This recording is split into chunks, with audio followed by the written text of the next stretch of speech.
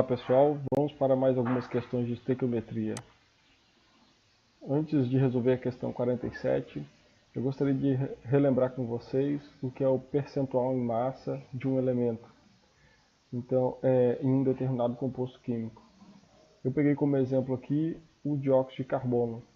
Nós temos que a massa molar do dióxido de carbono é então a soma da massa de um átomo de carbono mais a soma de dois átomos de oxigênio, totalizando 44 gramas para cada mol de moléculas de dióxido de carbono. E aí nós podemos dizer que o percentual de carbono, ou seja, o percentual da massa de carbono para a massa da molécula, vai ser igual àquela fração referente ao carbono, os 12 gramas para cada mol, em 44 gramas por mol. Se você fizer essa continha, vai encontrar então aqui 0,2727. Como transformar isso em 100%? Já falei isso em outra videoaula. Bem, em 100% em porcentagem. Nós vamos fazer uma operação aqui que é multiplicar por 1 ou multiplicar por 100%. Quando a parte de cima é multiplicada por 100, nós temos 27,27 para cada 100. Isso nós podemos escrever como 27,27%. Lembrando sempre, então, que essa relação percentual é uma relação de um todo dividido em 100 partes. Nós podemos executar a mesma coisa fazendo a massa percentual aqui, então, de oxigênio.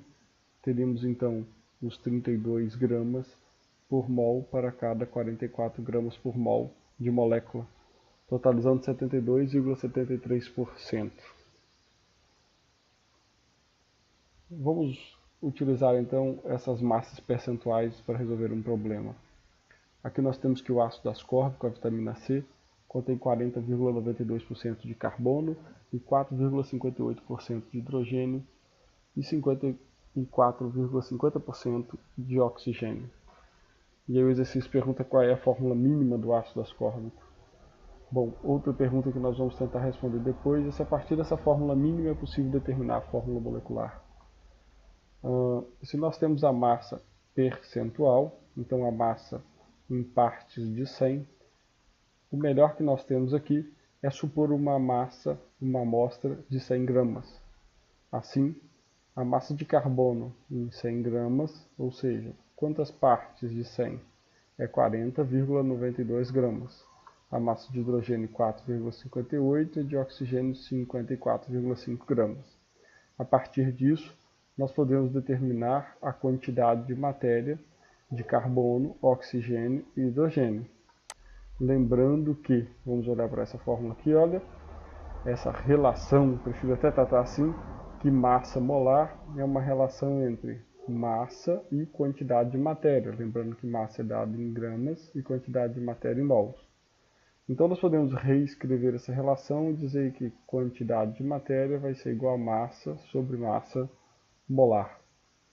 E aí nós temos aqui agora a massa de carbono dividido pela massa molar do carbono.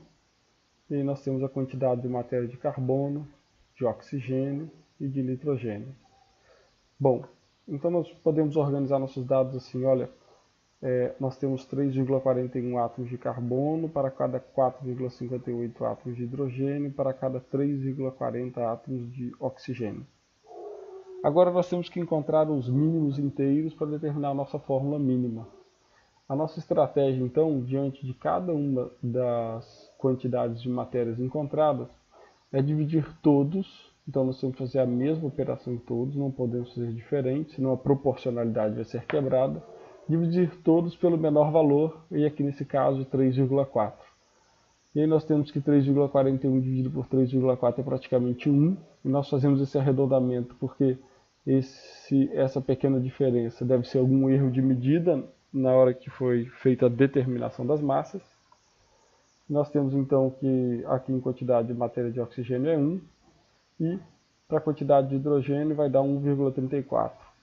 Mas como que eu resolvo isso agora?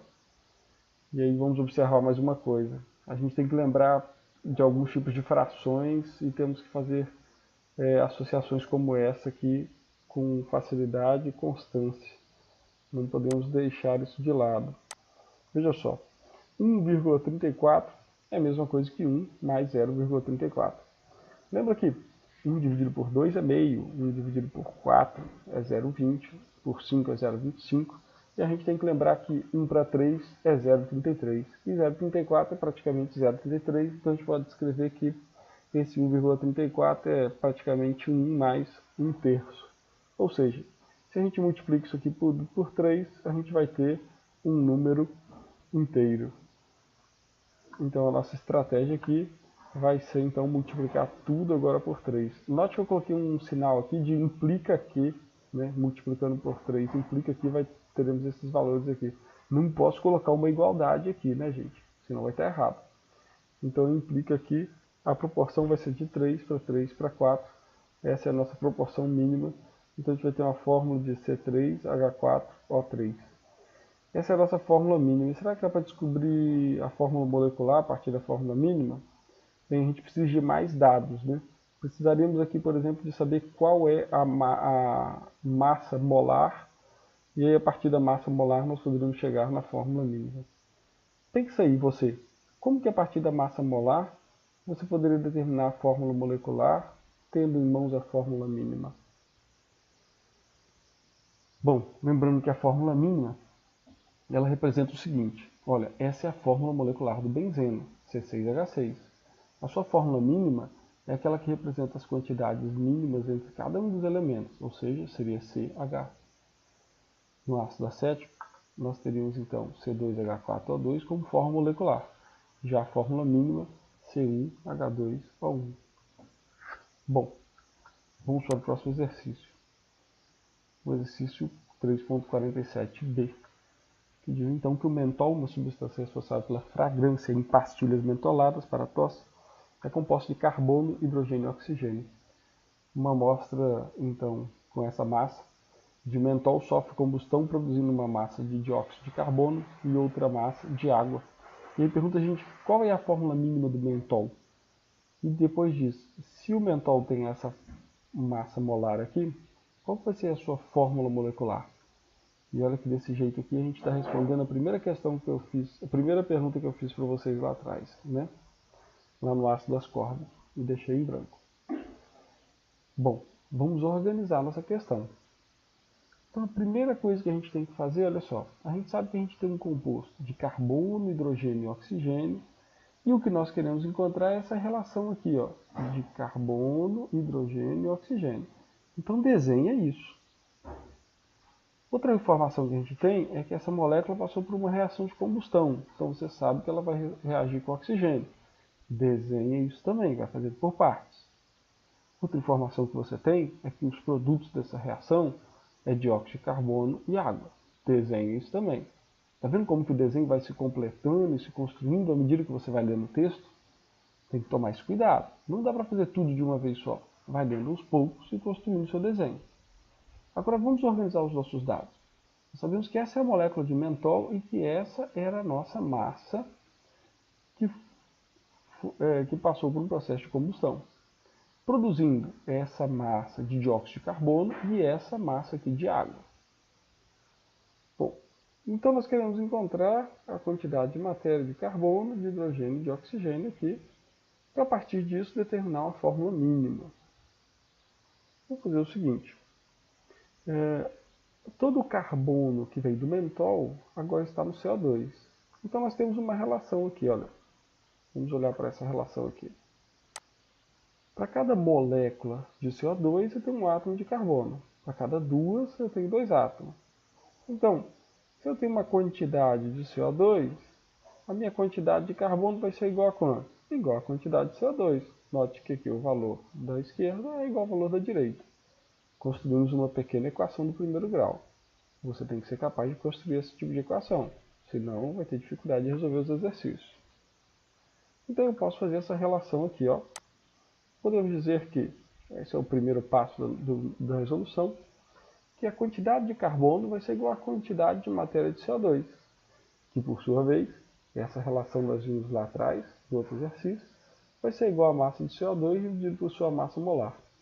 Ao realizarmos essas contas, nós teremos que a quantidade de matéria de carbono vai ser igual a 6,42 vezes 10 a menos 3 mols de carbono. Podemos fazer a mesma coisa agora para a água. Só que vamos notar aqui. Aqui tem uma armadilha. Muita gente erra. Em uma molécula de água, temos 2 átomos de hidrogênio. Em 2 moléculas de água, 4 átomos de hidrogênio. Está vendo que a gente sempre tem o dobro? Então, se eu tenho uma quantidade N de moléculas de água, a quantidade de matéria de hidrogênio é igual a 2 vezes a quantidade de água. Não é isso? É só você conferir aqui em cima, aqui, ó. Bom, acontece que muita gente, em vez de multiplicar por 2, dividir por 2. Cuidado para não cometer esse erro.